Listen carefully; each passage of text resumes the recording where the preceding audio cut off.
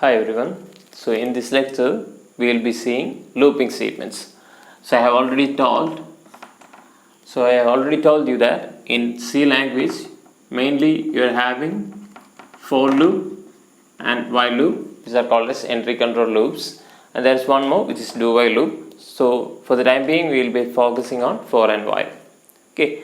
Again we will see a real life scenario and how we can replicate it in C language. Okay, consider a scenario there. Say you are going to some destination, you are not clearly knowing the destination, you have reached somewhere near the destination, you are asking a person how to reach that point. Okay, so the first scenario, he may be telling you that okay, it's very much nearby, you have to just go 100 meters in some direction, say northeast direction or some direction, you have to go 100 meters, so that you know the distance or you know in which direction to walk and how much distance you have to walk. Okay, so that is one scenario. So we can consider or we can solve it using a for loop. So you have to go 100 meters. Okay, so you are setting the distance or a count variable. So initially you are at a point or the starting point until your count becomes 100 meters, you are going to stop. Okay, count plus 1.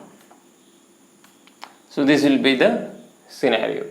Okay, the process will be you will be walking.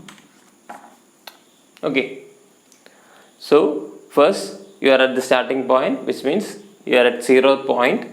You will continue walking. After some time you will cover 1 meter. You will check whether count has reached 100. No, again you will keep on walking, and until you cover the 100 meters you will be repeating this process.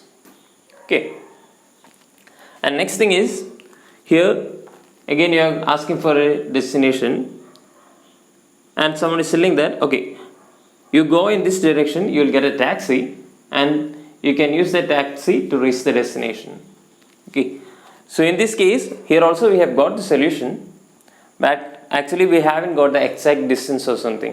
Okay, he just say he has pointed in one direction, you go in that way, you will get a taxi. Okay, so in such scenario we can use a while loop. So here also we are keeping on walking, but there is a condition. So here also we are walking. In the earlier case, we were walking for 100 meters. Here we are not having the distance, but what is the case? Until you find a taxi, you will walk. So until some condition. Here it is until getting a taxi. Okay. So I have seen many students are having doubt about when to use while loop and when to use for loop. So first of all, you can use while or for any of the looping cases, or anything which can be written using for loop can be written using while loop, and similarly anything in the while loop can be converted to a for loop. It is possible. So there is no rule for in such cases you have to use for, and in another case you have to use while. There is no such rule, but I will give you a tip to make things simple. So whenever you are having a value or you know the number of iterations, it is better you can use for loop. And whenever the iteration stopped with respect to a condition, you can go for while. So I'm repeating that it's not a rule, it's just to make things easier for you. If we are going to repeat some process until some condition, you can use a while loop.